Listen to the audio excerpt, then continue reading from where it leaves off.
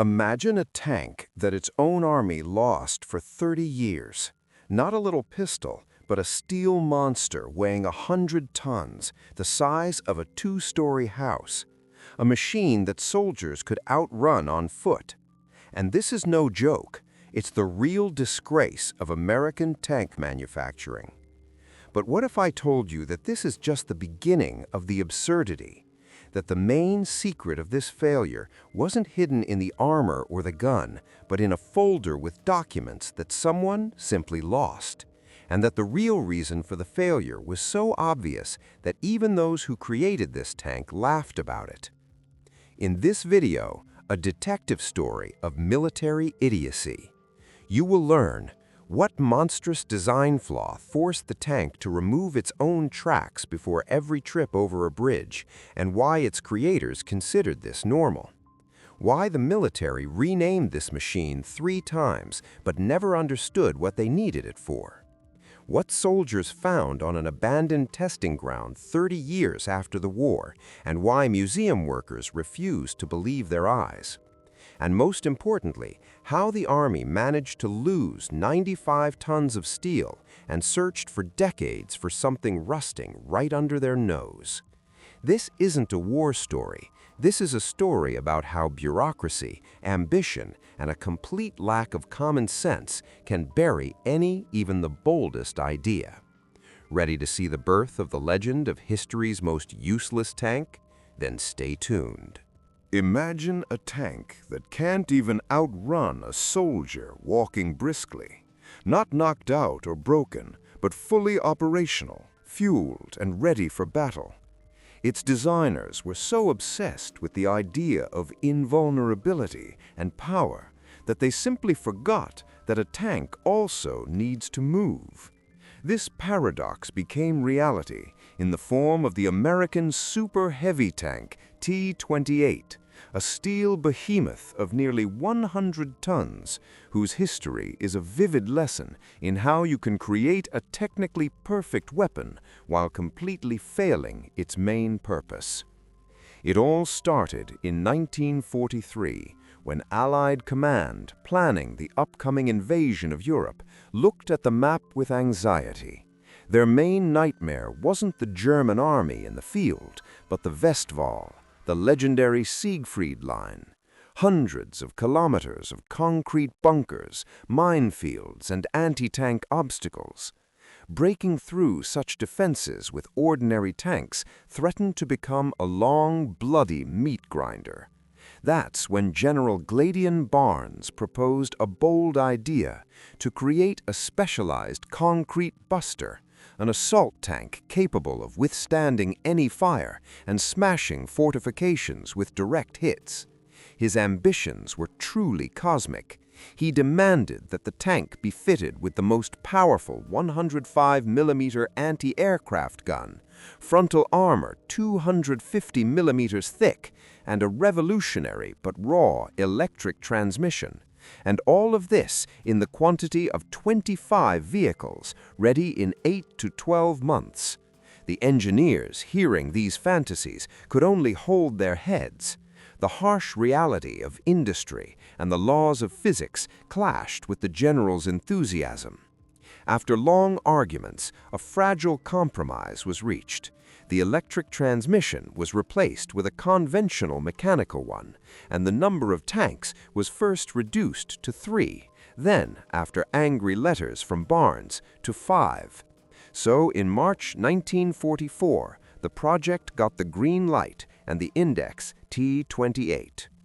But the project, born in haste and ambition, was bogged down in problems from the very first steps. While engineers searched for any factory capable of casting the giant armor parts and spent months coordinating constantly changing blueprints with each other, the real war did its job without any super-heavy monsters. The Allies landed in Normandy, broke through the German defense, and rushed forward. The Siegfried Line, for which it was all conceived, was still waiting for its specialized destroyer. But time was already against it. While the Army fought, the T-28 project was stuck in its own bureaucratic hell. First of all, the military bureaucrats couldn't even decide what to call their creation. At first, it was the heavy tank T-28, but then someone noticed that the machine had no rotating turret, meaning, by formal criteria, it wasn't a tank. It was hastily renamed the 105mm gun motor carriage T-95. However, this name didn't stick either. Self-propelled guns of that time were light and mobile, and this behemoth clearly didn't fit the image. In the end, after 2 years and 3 renamings, the machine was given back its original index, with only the clarifying Super Heavy added. This comedy of names perfectly reflected the essence of the project. No one really understood what to do with this monster or how to use it. Meanwhile, a different kind of chaos reigned in production. Finding a factory able to work on such a scale was almost a heroic feat. The Pacific Car and Foundry Company agreed to do the assembly, but the gigantic cast frontal hull part had to be ordered from the other end of the country. Requirements for the armor changed on the fly. One moment they wanted to reduce it from 250 to 200 millimeters to save weight. The next, they increased it again, finally settling on a fantastic 305 millimeters. It was a similar story with the gun. They chose the 105mm T5E1 gun, but its aiming angles turned out to be laughably small. To aim, you had to turn the entire hull. The most absurd design decision, however, was the running gear. The engineers understood that narrow tracks would simply sink into any ground under 95 tons of weight. Their solution were removable external track modules. As a result, the tank got 4 track belts instead of 2, which reduced ground pressure. But the price was monstrous. The machine's width made it impossible to transport by rail or bridges. Every transport move was preceded by a multi-hour operation to dismantle the side blocks, which then had to be towed behind the tank like clumsy trailers. It was a logistical nightmare in its purest form. Finally, in August 1945, when Germany had already surrendered 3 months prior and atomic explosions had just thundered over Japan, the first T-28 prototype was ready. It had missed its war so hopelessly that the very need for it had disappeared. The order was immediately cut from 5 machines to 2. And now this belated monster was destined not to crush the Siegfried line, but to undergo a humiliating exam on the testing ground, which would only confirm what everyone already suspected. This idea was doomed from the very start. The experience of operating the T-28 on the testing ground turned into a slow, agonizing torture, not only for the machine, but also for its crew and observers. Every trip out was an operation in itself. With its monstrous length and width, the tank required a huge cleared area just to turn around. Its movement along the test track resembled that of a gravely ill patient. Constant stops to cool the overloaded engine, strained roaring on inclines, deep ruts left even on compacted ground. Over the entire testing period, the tank clocked only 870 kilometers, a pitiful mileage that a normal vehicle of that time would cover in a week of active use. This fact spoke more eloquently than any report of its complete tactical uselessness. At the same time, when it came to firing tests, the picture changed radically. The powerful 105mm barrel of the T5E1 gun spat out shells with a phenomenal muzzle velocity for the time. The flat trajectory and excellent accuracy allowed it to methodically smash concrete blocks simulating Siegfried Line fortifications from distances unreachable for ordinary tank guns. The gun was so successful that the Commission specifically recommended its use in future projects. The tests for shell resistance looked almost comical against the backdrop of the tank's overall feebleness. The famous German 88's 8.8-centimeter flak, which broke many lives and machines in the real war, helplessly smacked against the monster's impenetrable front, leaving only marks like pebbles against a ship's armor. It was precisely this gap between phenomenal protection and worthless mobility that became its death sentence. The military saw clearly, in a modern, dynamic war, such a tank would become not a breakthrough weapon, but a huge, immobile target. It could have been used as a bunker, but then why the tracks? It could have been slowly brought up to a fortified area, but the enemy would simply bypass it or strike its flank. And while this joyless prospect was being discussed, the T-29 debuted on the same testing ground. That machine, possessing similar firepower in a rotating turret, was the embodiment of common sense and practicality.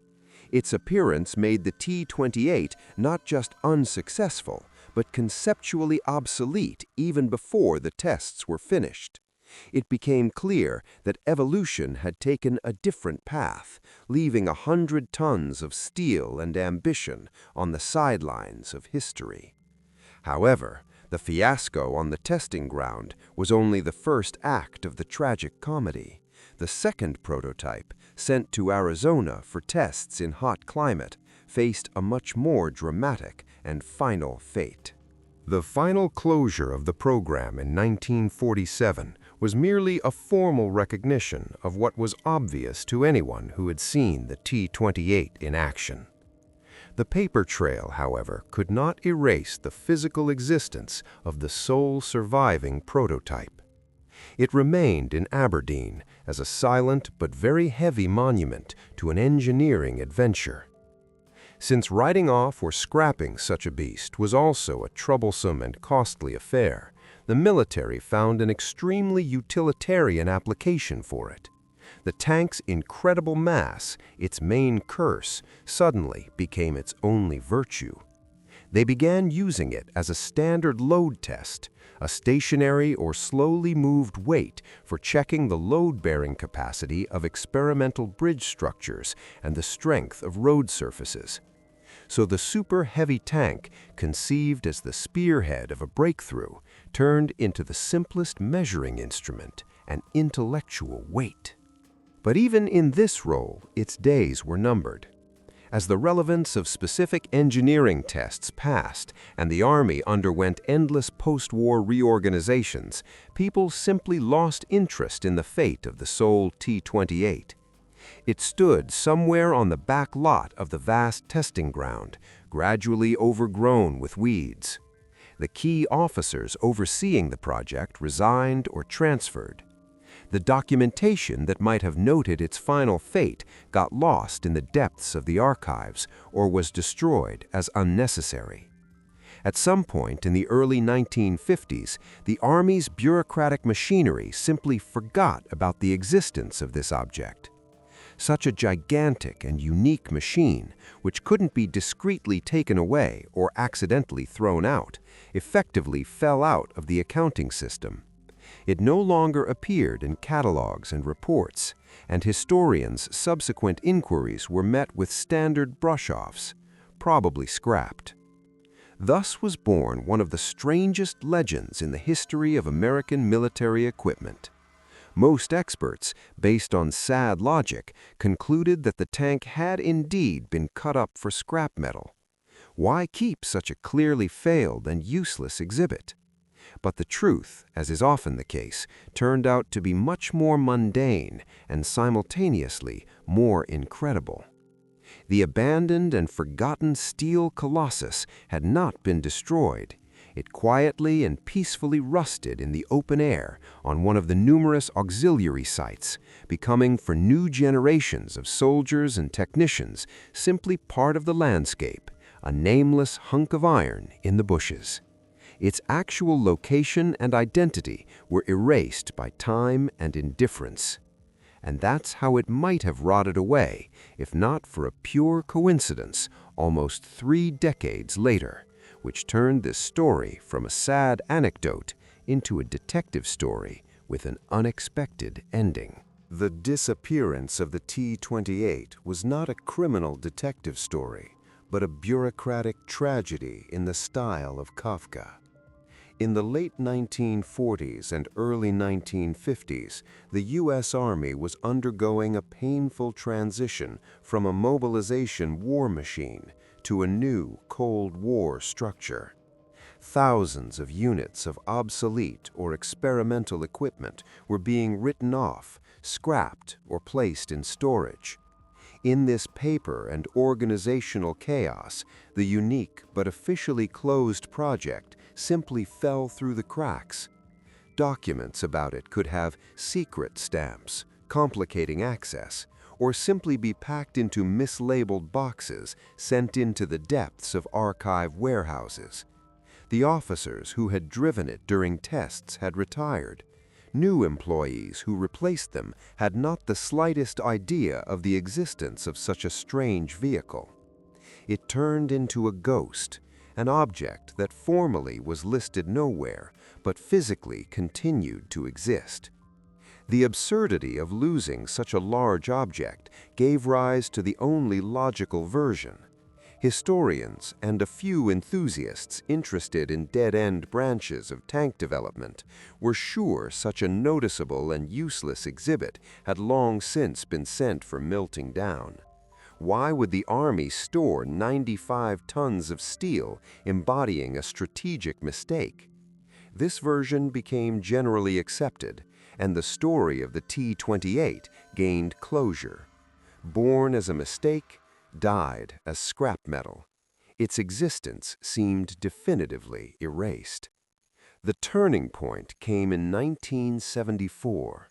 The editors of Army Reserve magazine, conducting a quiz for readers, published a mysterious photo of a tank without a turret. They expected that a few veterans or experts would recognize the rare T-28 in it, but the answer that came from Captain William S. Ricketts, serving at Fort Belvoir in Virginia, exceeded all expectations. He didn't just identify the machine, he reported the staggering news: "This vehicle is not in the archives, it's standing right here on our base, overgrown but intact." For the museum workers at the Patton Museum, then at Fort Knox, Kentucky, where this letter was forwarded, the statement sounded like fantasy. Their catalogs and reports stated that the T-28 had been scrapped. The first reaction was disbelief. Perhaps the captain was mistaken, confusing some engineering vehicle on his base for the T-28. But Ricketts, being a pedantic officer, provided irrefutable evidence, fresh photographs. In the pictures taken among shrubbery and training structures, one could clearly make out the characteristic low silhouette, the massive cast nose section, and, most importantly, those very unique removable external track modules lying nearby. Doubts crumbled. The monstrous, almost incredible truth was confirmed. The only surviving U.S. Super Heavy tank had not been destroyed. It had stood in the open air for 30 years, forgotten by everyone like an unwanted shed in the backyard of history. Now the task was not just to state this fact, but to mount a rescue operation to extract this absurd legend from its 30-year captivity. The operation to return the T-28 from oblivion was fraught with enormous logistical difficulties. When staff from the then Patton Museum arrived at the designated spot at Fort Belvoir, they were met with a surreal sight. From dense thickets of shrubbery and young trees peeked the characteristic massive frontal plate and the outlines of the hull. The machine had literally grown into the landscape. The first task was organizing the clearing of the area. The tank was in such a remote spot that it was impossible to bring heavy equipment near it. They had to assess whether it could be moved or if the hull had grown irrevocably into the ground. Fortunately, despite decades of neglect, the main hull of thick armor steel had not suffered critical corrosion. The main problems were the running gear and engine, which had turned into a single rusty mass. Restoring it to running condition was out of the question. The tank had to be towed or loaded as an inert weight. For its transport, it was necessary to call in Army engineer units with powerful M88 recovery vehicles and a special low-boy trailer capable of bearing its weight. The loading process, given the monstrous width of the machine with its attached track modules, was a delicate operation. After long efforts, the relic finally set off to its new home, to the Patton Museum at Fort Knox, Kentucky. There it was carefully restored, cleaned of layers of dirt and rust, and painted in the camouflage of those years. From a forgotten iron phantom, the T-28 became the centerpiece of the collection of unique experimental models. Later, during a museum reorganization in 2011, it was moved to the National Armor and Cavalry Museum at Fort Benning, Georgia. Note, it was later moved again and is now at the National Museum of the United States Army at Fort Belvoir, Virginia, where it resides today, attracting visitors' attention with its simultaneously absurd and formidable appearance. Its fate has come full circle in a deeply ironic way. It began as a superweapon created to break through the impregnable defense lines of the Third Reich. Then, arriving too late for the war, it became a humiliating counterweight for engineers. After that, it vanished without a trace, becoming a legend of scrap metal. And finally, it was resurrected as a museum star, an instructive artifact, and a monument to engineering audacity. It seems history has found the perfect ending for it. However, the true legacy of the T-28 lies not in this detective plot of loss and rediscovery, but in the harsh, irrefutable lessons it left as a warning. This 100-ton beast is not just an amusing curiosity. It is a materialized error of strategic planning, a textbook on how you can lose without even starting the battle. Its existence is a post-mortem analysis carved in armor, an analysis of what happens when ambitions detach from reality and tactical tasks are replaced by engineering maximalism. The legacy of the T-28 is not just the story of an unsuccessful tank. It is a canonical example of a systemic strategic miscalculation, dissected down to the bone and frozen in 95 tons of steel. Its fate crystallized several fundamental truths relevant far beyond tank building. Lesson 1. The tyranny of a single goal. In the pursuit of absolute invulnerability, breaking the Siegfried line, all other characteristics were sacrificed. Protection was elevated to an absolute, becoming a god to which they bowed. But this god turned out to be insatiable. It demanded a mass that crushed mobility, required hellish complexity in the running gear, buried logistics, and made operation unbearable. The project became a vivid illustration of the law of diminishing returns. Beyond a certain point, every additional advantage is paid for with a disproportionately high price in other, no less important areas. Lesson 2. The non-linearity of time. War is not a static target on a testing ground, but a fast-flowing river. The T-28 was created for a specific, frightening, but static task of 1943, assaulting a fortified area. By the time it was ready, the tactical reality had changed drastically.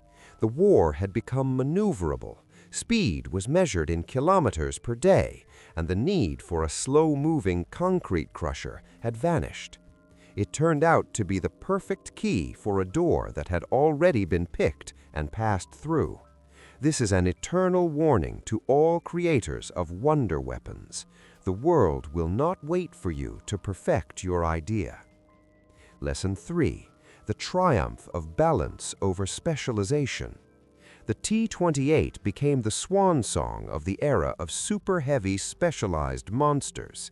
Its direct ideological heir, the balanced, with a rotating turret and normal mobility T-29, vividly showed which way the wind was blowing. The future belonged not to narrow needle eyes, but to universal platforms, capable of both breaking through defenses, waging maneuverable combat, and supporting infantry. The concept of the main battle tank, which ultimately prevailed, is based precisely on the principle of optimal, reasonable balance, not on the hypertrophy of a single trait. Thus, the T-28 is much more than a museum curiosity. It is an eternal monument erected at the crossroads of engineering genius, bureaucratic disorder, and strategic blindness. It is tangible proof that you can perform an engineering feat, solving a titanic task, creating impenetrable armor, and mounting a giant gun in a low hull, and at the same time suffer a crushing fiasco, losing the war itself at the concept stage.